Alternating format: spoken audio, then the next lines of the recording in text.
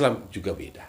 Apa yang membedakan? Gini, kalau dari pandangan tokoh filsafat, maka yang namanya manusia ini adalah seperti halnya hewan yang berpikir. Artinya adalah aspek makhluk yang berpikir, yang membedakan dengan hewan yang tidak pernah punya pikiran.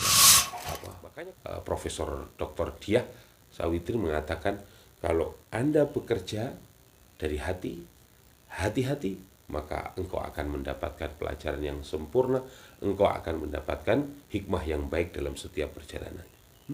Bagus sih, Rektor. Assalamualaikum warahmatullahi wabarakatuh. Langsung saja, jadi setelah kita memahami Islam, iman, ihsan, yang seperti halnya pondasi rumah yang terbaik, manakala pondasinya kuat berarti imannya kuat, lalu kemudian tiang-tiangnya yaitu Islamnya kuat, sholat, puasa, zakat, haji kalau mampu kuat, maka dia akan menjadi tokoh atau tiang yang kuat menahan bagaimana rumah itu berdiri dengan kokoh. Lalu kemudian juga ada ihsan, tempat tertinggi gentengnya bagus, lalu dihiasi dengan akhlakul karimah. Itulah gambaran daripada iman, Islam, dan ihsan. Jadi muslim terbaik, jadilah mukmin yang baik, dan juga menjadi orang yang muhsin. Kita lanjut pada materi kuliah yang kedua, yaitu tentang hakikat manusia. Karena banyak orang yang kemudian jadi manusia tapi lupa bahwa dia tidak manusiawi, lupa bahwa dia ini sebenarnya adalah makhluk yang mulia. Karena itu coba lihat, ada kalimat ataupun istilah di dalam Al-Quran juga ada, ya, ada yang menyebut insan, ada yang menyebut annas, bashar, bahkan juga Bani Adam. Apa ini istilah-istilah seperti ini? Istilah bashar itu artinya adalah menunjukkan makna secara biologis, yaitu yang mendominasi pada aspek kulitnya secara dohiriyah. Kalau dicubit sakit, kalau dipukul ini juga sakit, itu namanya bashar, manusia normal lah, begitu.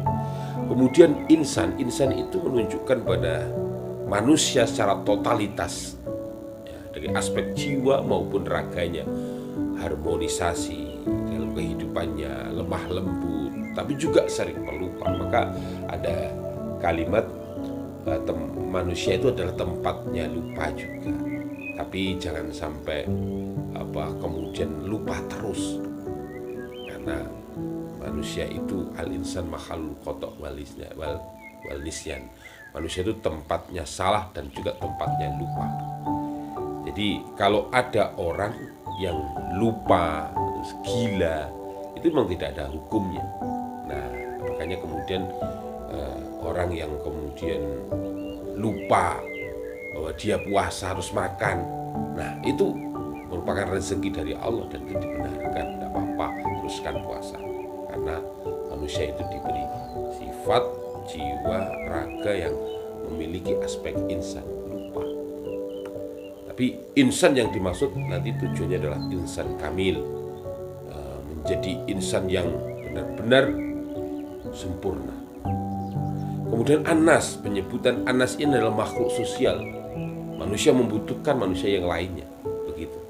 Karenanya orang yang menjadi manusia yang kemudian mendapatkan sebuah sebutan anas, maka dia itu harus berjiwa sosial, harus mengerti bahwa dia itu berada pada lingkungan masyarakat yang kemudian membutuhkan orang lain. Seperti halnya orang butuh tetangga, orang butuh masyarakat, orang butuh yang lainnya.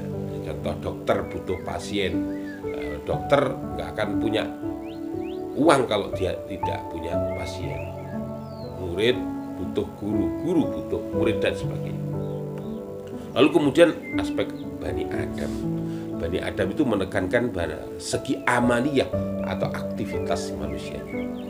Baik, itu penyebutan-penyebutan. Kita lanjut. Manusia itu bisa menjadi beberapa pandangan, perspektif. Ya. Jadi manusia dilihat dari pandangan tokoh filsafat itu beda. Kaum antropologis juga beda. Dipandang, dilihat oleh tokoh psikologi beda. Dipandang oleh Islam juga beda. Apa yang membedakan? Gini, kalau dari pandangan tokoh filsafat, maka yang namanya manusia ini adalah seperti halnya hewan yang berpikir. Artinya adalah aspek makhluk yang berpikir, yang membedakan dengan hewan yang tidak pernah punya pikiran. Makanya kemudian ketika kemudian manusia dititipi oleh Allah pikiran, tetapi dia tidak digunakan untuk berpikir, membabi buta, tidak mengenal harta yang halal maupun yang haram, lalu kemudian dia melanggar ke sana kemari, gelap gulita, itu ibaratnya dia seperti halnya hewan. Maka jangan sampai heran kalau ada orang yang perilakunya seperti hanya hewan, bahkan melebihi daripada hewan. Ini hati-hati. Kaum antropologis, aspek sejarah, makhluk yang memiliki kesempurnaan akal maupun jasad. Jadi ingat, manusia itu mulia. Laqad khalaqnal insan fi ahsani taqwim. Manusia itu benar-benar mulia, maka hargai, jangan dikasihkan akal, dikasih jasad.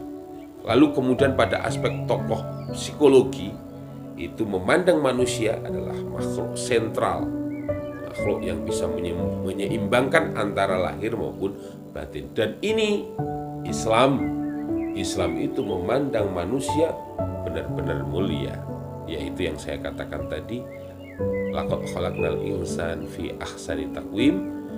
Makhluk yang mulia adalah manusia. Mengapa kok begitu mulia pandangan Islam terhadap manusia? Karena manusia itu memiliki akal, memiliki ruh, memiliki nafsu, memiliki apa lagi? Hati. Ini potensi yang luar biasa, 4 ini yang ada pada diri pribadi manusia. Akal digunakan untuk berpikir. Manakala manusia mampu berpikir, maka dia adalah manusia yang terbaik. Lalu kemudian dia diberikan nafsu. Nafsunya itu dikendalikan. Wa nafsuka tifli'in tuhmilhu syaba'ala. Dalam syairnya, nafsu itu kecil tapi mampu menggerakkan yang besar. Maka orang yang bobotnya 60-70 kilo bisa berlari ke sana, bisa melakukan apapun, itu karena ada nafsu. Nafsu keserakahan, nafsu kemaksiatan, nafsu jabatan, dan sebagainya. Tetapi nafsu yang kemudian didampingi oleh ketaatan akan berubah menjadi nafsul mutmainnah, nafsu yang baik yang nanti akan menghadap kepada Allah Subhanahu wa taala. Irji'i ila rabbiki radiyatan mardiyah fadkhuli fi ibadi wadkhuli jannati. Ini potensi. Qalbun, hati ini seperti tangan. Manakala kita belajar seperti ini putih, tapi kita bisa jadi kalau keluar dari majelis ini bisa berubah begini, miring sampai berubah menjadi gelap gulita. Itu karena ada hati yang qaswah, hati yang keras. Tapi kita ini sekarang ada pada hati yang hidup. Hati. Makanya ada Profesor Dr. Diah Sawitri mengatakan, kalau Anda bekerja dari hati-hati, maka engkau akan mendapatkan pelajaran yang sempurna, engkau akan mendapatkan hikmah yang baik dalam setiap perjalanan. Bagus, Rektor Universitas Gadjah Mada.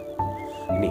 Lalu kemudian ada yang selain nafsu, selain akal, selain ruh, selain hati, itu manusia ternyata memiliki banyak potensi yang bisa dikembangkan, yang kemudian melahirkan menjadi manusia-manusia yang sempurna, manusia-manusia terbaik.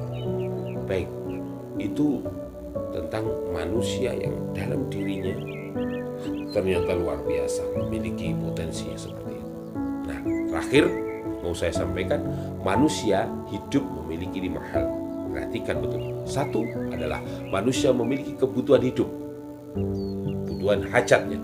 Contoh, butuh makan, butuh minum, butuh tidur, butuh bernafas. Yang kedua, naluri untuk mempertahankan diri. Nah, manusia itu berusaha untuk tetap hidup, eksis. Apabila dia dihina, akan marah. Apabila dia dipuji, maka dia akan senang. Ini menunjukkan bahwa eksistensi diri seorang manusia. Apabila dia memiliki harta, senang. Apabila dia main game, tertawa, senang. Apalagi mendapatkan gaji besar, dia senang, dan lain-lain. Kecenderungan ini disebut dengan egoisme. Dan ini adalah salah satu naluri untuk mempertahankan eksistensi. Yang ketiga, naluri untuk melestarikan dirinya. Artinya dia berpikir keturunan.